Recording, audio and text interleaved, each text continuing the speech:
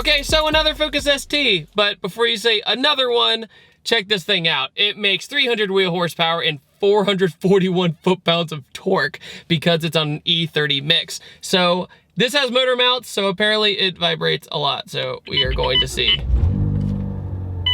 On. No, we'll be okay. Lots of gadgets in here if you can't tell. And really, really dark window tint.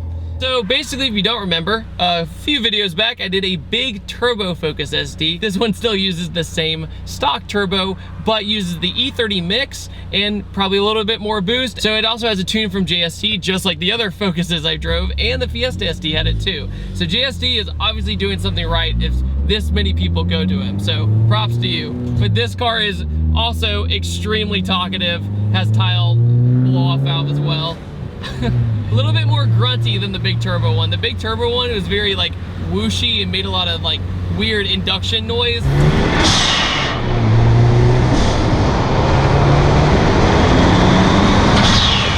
This still feels like a four-banger, almost naturally aspirated because of its tiny little turbo. And of course, you can't have a Focus ST slash Fiesta slash Subaru slash whatever without an access port. You have to have one if you want to be tuning your car, and it tells you everything that's going on, and it really helps. Little recap, this is the first gen Focus ST compared to the second gen Focus ST. They look a little bit different in the grille, and the headlights are a little bit different, and that's about it. The interior is very, very similar. The gauges are the same.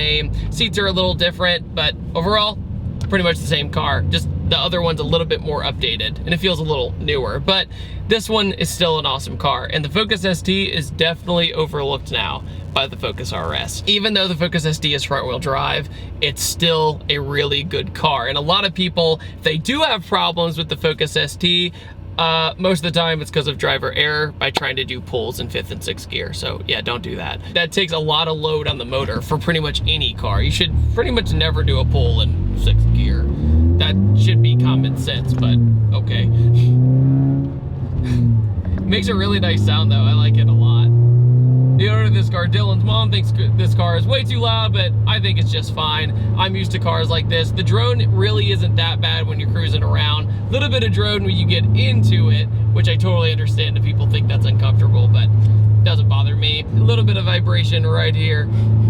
This also has Fortunato 500 coilovers. They are fantastic. They are incredibly smooth, and they're nothing like a cheap coilover where you're driving around and everything's very bumpy. Fully adjustable. You can adjust it however you want, and it's miles ahead of doing a spring setup. It's insane the difference. Doing coilovers on a car is one of the most vital things you can do if you want added performance, and it's honestly one of the most simple things you can do. So save your money. Don't worry about getting lowering springs. Just get coilovers, especially Fortunes. They're great. Power band in this is definitely torqueier than the big turbo one I did recently.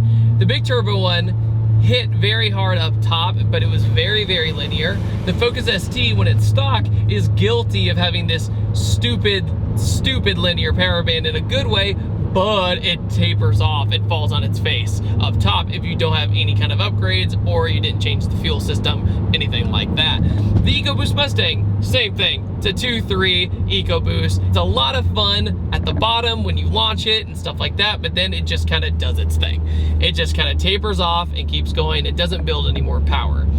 But if you add, say, a big turbo, or you change the fuel system, what's really interesting is just by changing it to a mixed fuel system to E30, I can't believe that it makes that much more torque. Because you think E85, you think, oh yeah, 100 more horsepower for most platforms nowadays. But this added a little bit more horsepower, but almost double the torque. 441 foot-pounds of torque is nothing to shy away from. With the whole EcoBoost program Ford has done, they've done, I think, the right thing by trying something new, and I think it puts their company in a limelight. Ford has done so many good things in the past 5 years, not because of fanboying or anything like that, but they tried different demographics. There's a lot younger audience who likes more turbo cars or four-cylinder cars, so by bringing the Fiesta ST and Focus ST into the mix, it made perfect sense for them to enter this market. Like I've said before, you can't really go wrong with any of the hot hatches anymore. It's more of a preference thing. Focus ST, still a fantastic car. Focus RS is great, but apparently there's been some overheating of the rear diffs, especially when you do drift mode, so they'll work that out eventually, obviously. when you like barely get it in 4th gear, everything's vibrating. You have the motor mounts, you have the exhaust. It is pretty loud, but like I said, whatever. Once again, Focus ST brake pedal is insanely sensitive the first time you get in it. You literally will be cruising, you're like, oh, I'm gonna slow down for traffic, and you tap it, and the whole car jolts forward. But that also says that it can stop very, very fast.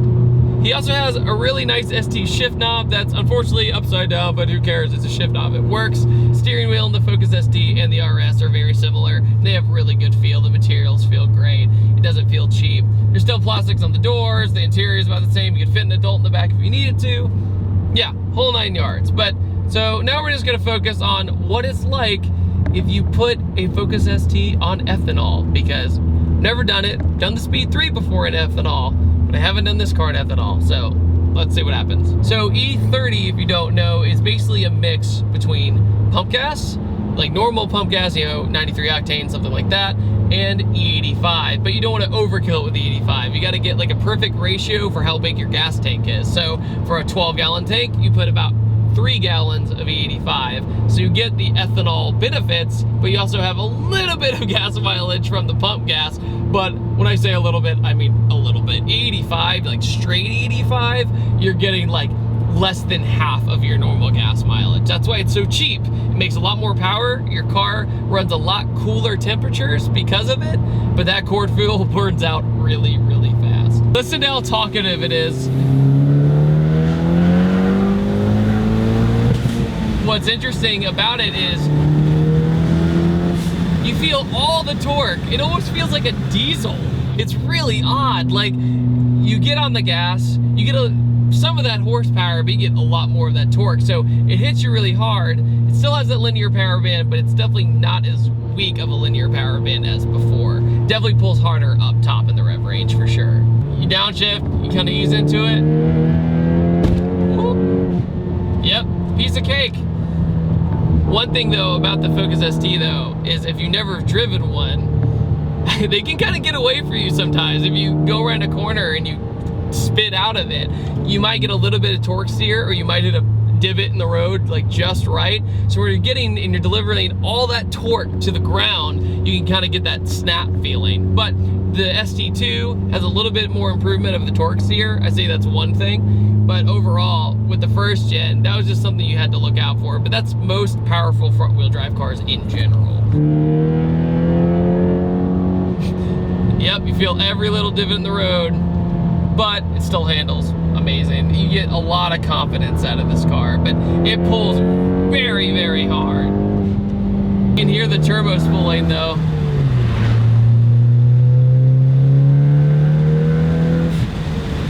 That blow-up valve noise in this is literally like a little tiny mouse sneezing.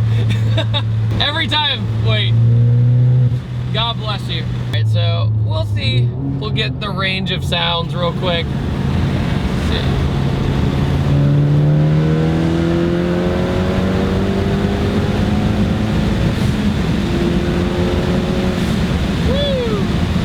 So when you go around turns in this, you just kind of barely push around. And of course, super sensitive brakes.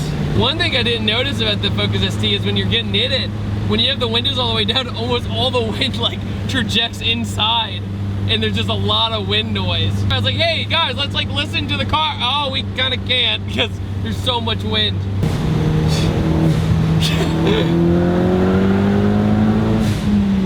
Yep, there's just Chuck E. Cheese in there somewhere. Turn in, whoa. Yeah.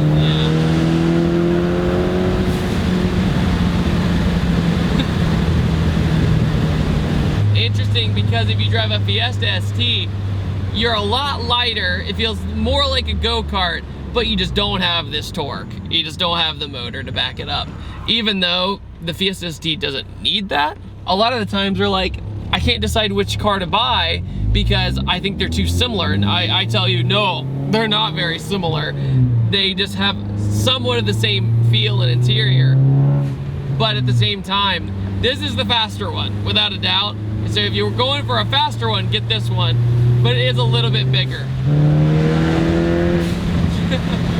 So I'm cruising on the highway, and the owner of this car had his transmission break on him one time when he was just cruising on the highway. Literally, the synchros apparently went bad, and he shifted and it just popped out of gear. And then, of course, with traffic in Atlanta, that's pretty scary. So that is one thing about this car that was covered under warranty, but something to think about. A lot of the times people shifted too fast or whatever, but in this case, he was just cruising. So I guess that's a possible scenario.